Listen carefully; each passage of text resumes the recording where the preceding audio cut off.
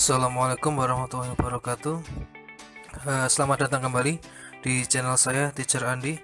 Kali ini kita akan melanjutkan pembahasan kita soal SBMPTN UTBK Saintek bidang fisika.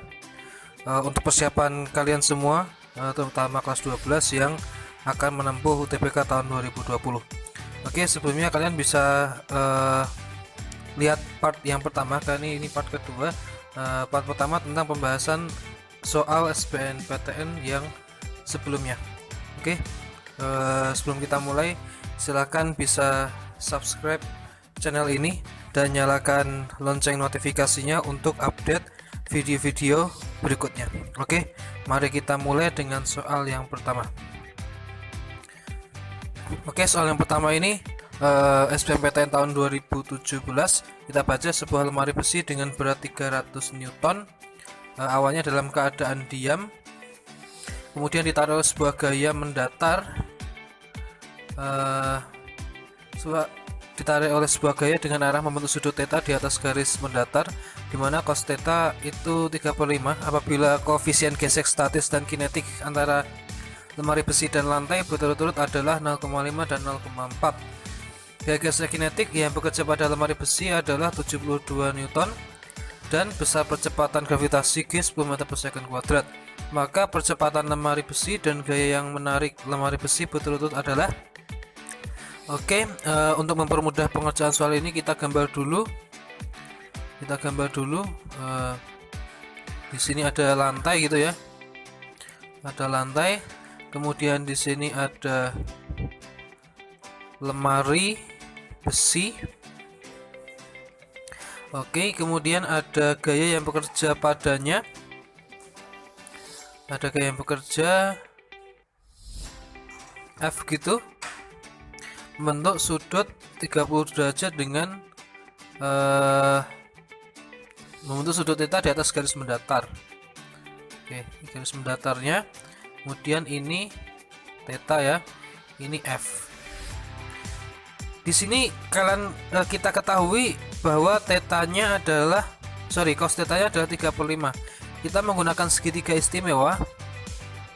Gini ya. Di sini 37 derajat, di sini 53 derajat, di sini 90. Di depan 37 di sini 3, di depan 53 di sini 4, di depan 90 di sini 5.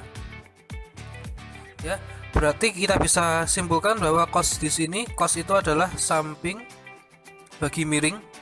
Ketika sampingnya 3, miringnya 5, berarti di sini adalah 53 derajat. Oke. Kemudian kita gambar juga gaya-gaya yang lainnya. Di situ ada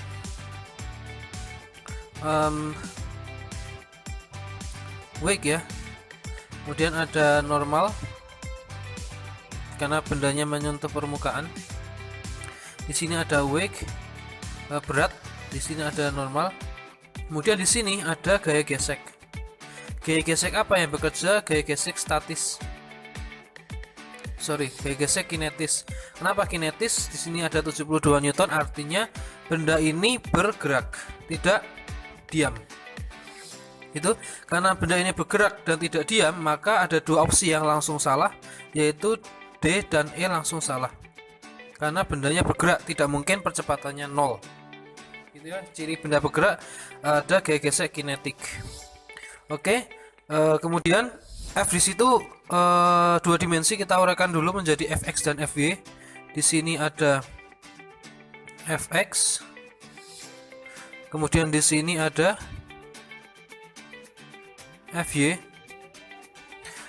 Fx itu adalah F cos 53 derajat, Fy sama dengan F sin 53 derajat. Oke, yang pertama kita mencari F nya. Saya menggunakan sigma F sama dengan sigma Fy sama dengan 0, artinya semua gaya yang bekerja pada sumbu Y, di sumbu Y atas positif ke bawah negatif.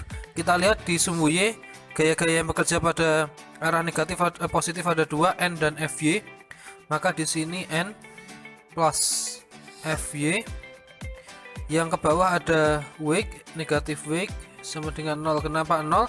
Karena si lemari besi itu bergerak pada arah horizontal, pada arah sumbu X, tidak bergerak pada arah sumbu Y, makanya percepatannya 0 gitu.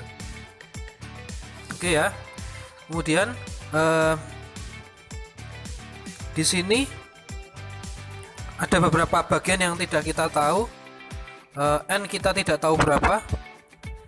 Kemudian di sini juga ada Fy yang kita juga tidak tahu berapa. Makanya kita cari dulu N di sini ya. Normal bisa kita cari pakai FK, karena di sini ada data tentang FK. FK itu sama dengan mu K kali N. FK 72 mu K 0,4 kali N ya, kali N. Berarti N sama dengan 72 dibagi 4/10. 720 dibagi 4 sama dengan 180 Newton. Oke, berarti N di sini 180 ditambah Fy di situ adalah F sin 53. Sin 53 itu apa? Sin 53 itu sin sama dengan depan bagi samping. Berarti F depannya 4/5, negatif wake-nya itu 300 sama dengan 0. Kemudian 180 kurangi 300, 100 minus 120 dibawa ke kanan menjadi F 4/5 sama dengan 120. F sama dengan 120 kali 5, 600 dibagi 4, 150 Newton. Oke, 150 Newton. Berarti sebenarnya dari sini saja sudah terjawab bahwa jawabannya itu B ya.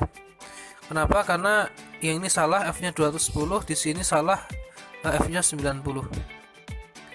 Jadi untuk ketika nanti di UTBK tidak perlu mencari A-nya, karena F-nya sudah ketahuan 150, maka bisa kalian langsung pilih B. Tapi untuk meyakinkan kalian, kita juga buktikan berapakah percepatannya.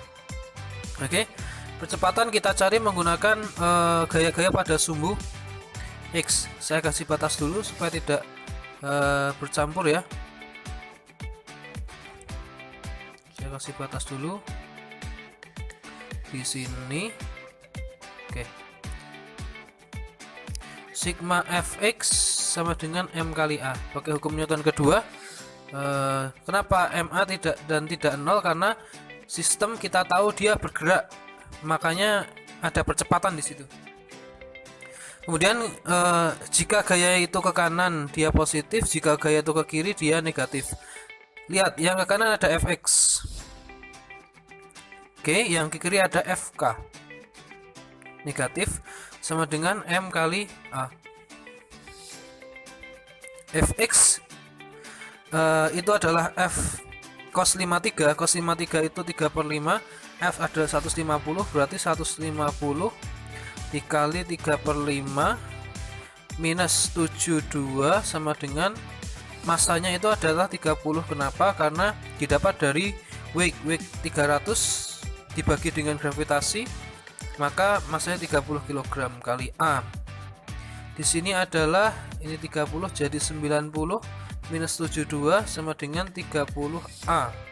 Ini 18, di sini 30A, maka A sama dengan 18/30 meter per second kuadrat ya. Ini untuk meyakinkan. Oke, jawabannya adalah B. Kita lanjutkan soal kedua. Oke, perhatikan gambar di bawah ini. Sebuah sistem mekanik diperlihatkan pada gambar. Sudut kemiringan bidang theta sama dengan 30 derajat dan bidang miring licin. Tidak ada gaya gesek ya. Sistem berada dalam keadaan setimbang serta massa katrol diabaikan.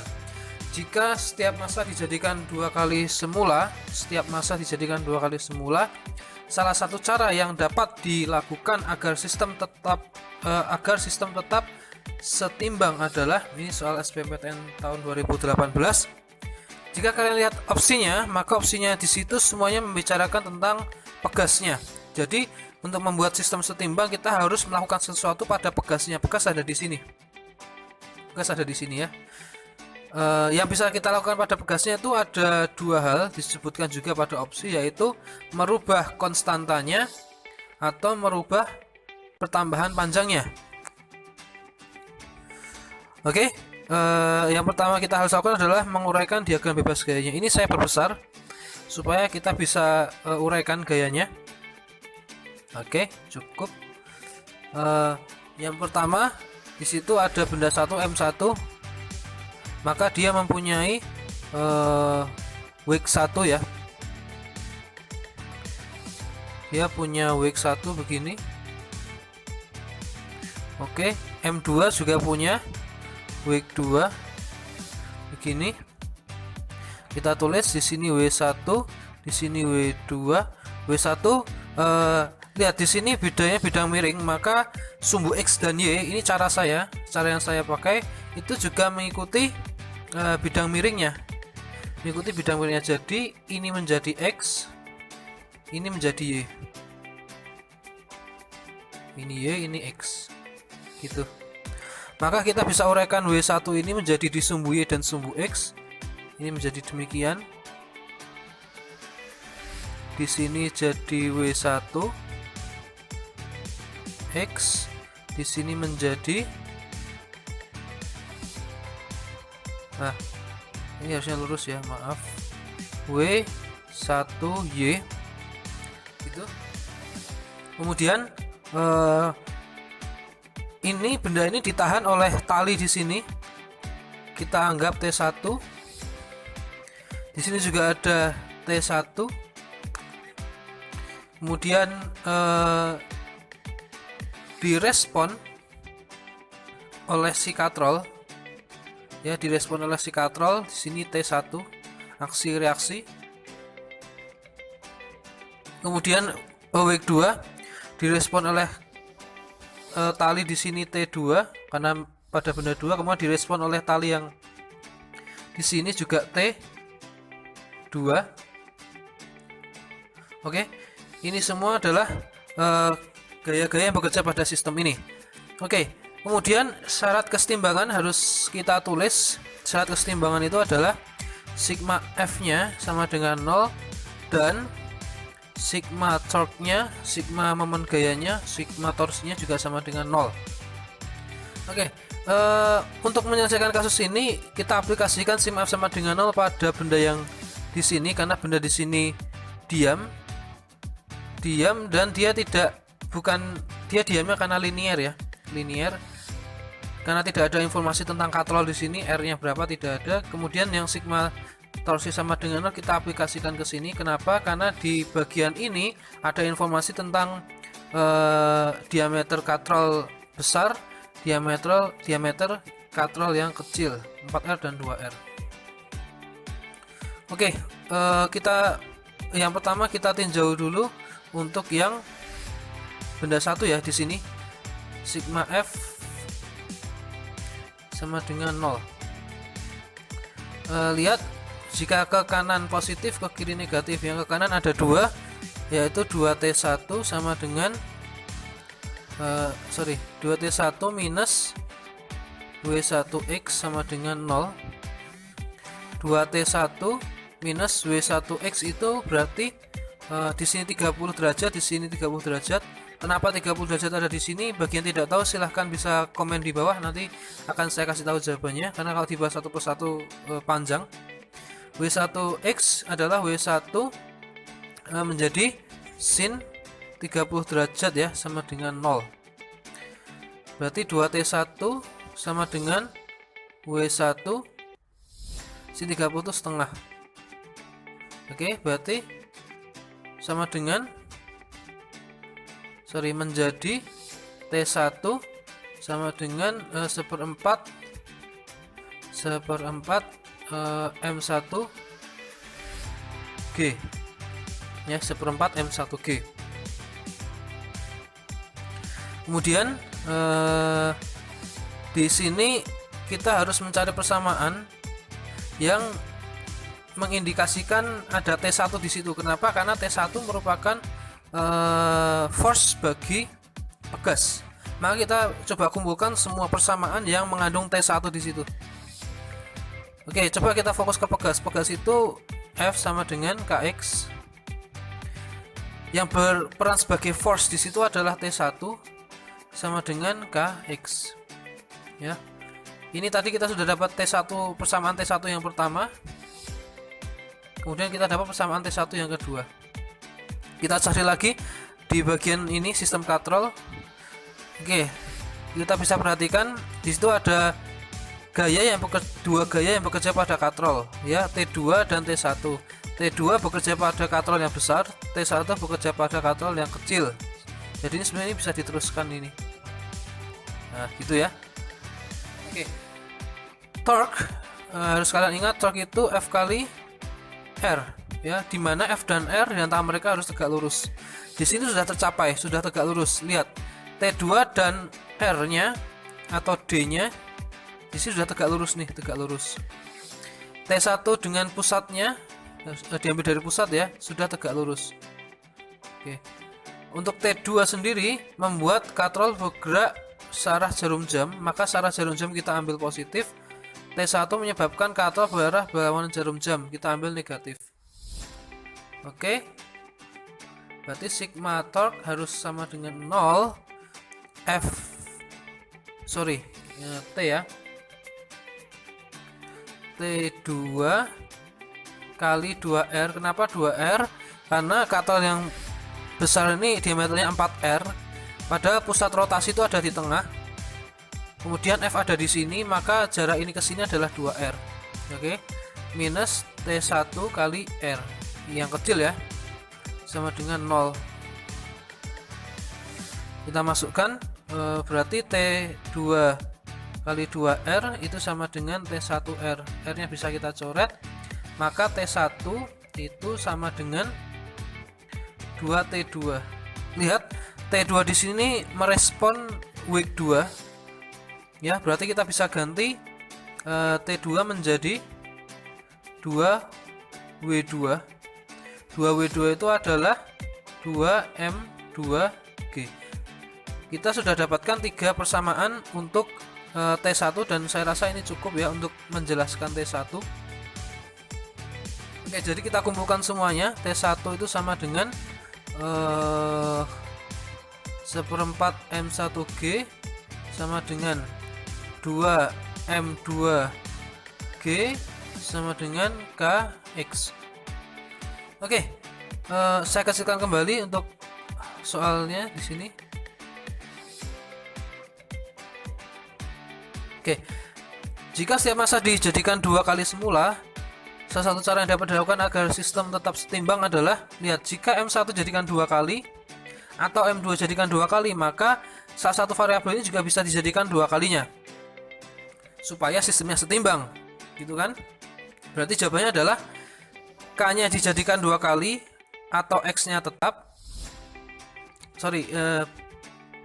Jika ini jadikan 2 kali, ini jadikan 2 kali, ini juga jadikan 2X, 2K, X-nya tetap, atau ini yang dijadikan 2X, K-nya tetap. Di sini ada 2 jawaban sebenarnya, A betul, D betul sebenarnya. Tapi kita harus memilih salah satu. Ketika K-nya menjadi 2 kali, itu artinya kita mengganti dengan spring yang baru, mengganti dengan pegas yang baru, karena satu pegas itu hanya memiliki satu nilai konstan. Ketika nilai konstantanya berubah, artinya kita mengganti dengan pegas yang lain. Tapi kalau yang kedua ini pertambahan panjang menjadi 2 kali, itu mungkin dengan pegas yang sama. Jadi ketika masanya ini jadikan 2 kali, ini jadikan 2 kali, maka pegas ini akan molor gitu, bertambah panjang menjadi 2 kali, dan ini yang lebih saya setuju gitu. Berarti jawabannya adalah A. Oke. Kita lanjutkan soal ketiga SBMPTN tahun 2019.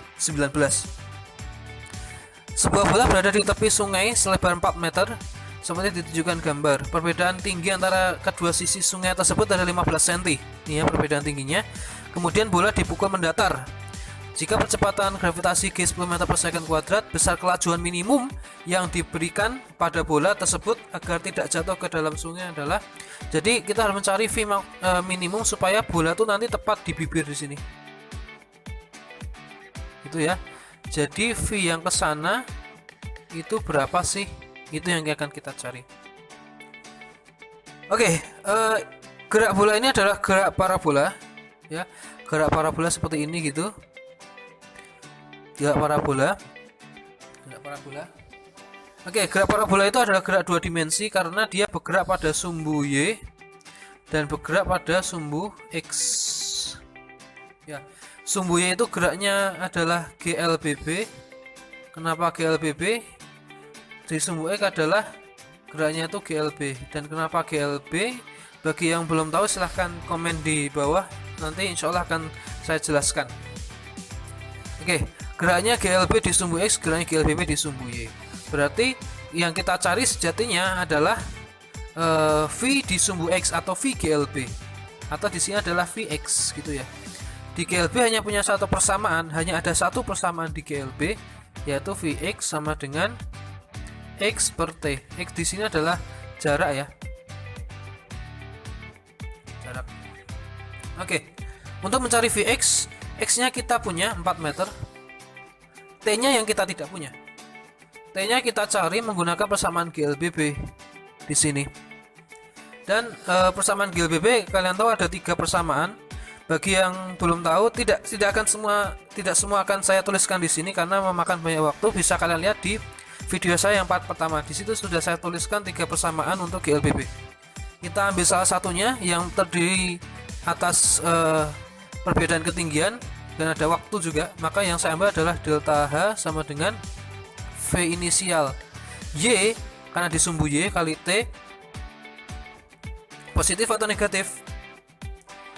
Karena gerak bola itu ke bawah searah dengan arah percepatan gravitasi G kan ke bawah ya, maka kita pakai positif setengah GT kuadrat. Perbedaan ketinggiannya 15 cm, kita ubah ke meter menjadi 15 kali 10 pangkat minus 2 meter sama dengan V inisial Y di sini 0. Kenapa? Karena di titik puncak hanya ada kecepatan mendatar Vx, maka ini 0. Ketika 0 kali T 0, ini hilang. Menyisakan setengah G-nya 10 T kuadrat, ini yang kita cari. Kita bawa ke sana. T kuadrat sama dengan 2 kali 15 30 kali 10 pangkat minus 2 per 10. Ini kita coret menjadi 3 per 100, sehingga T sama dengan akar 3 per 100. Itu ya.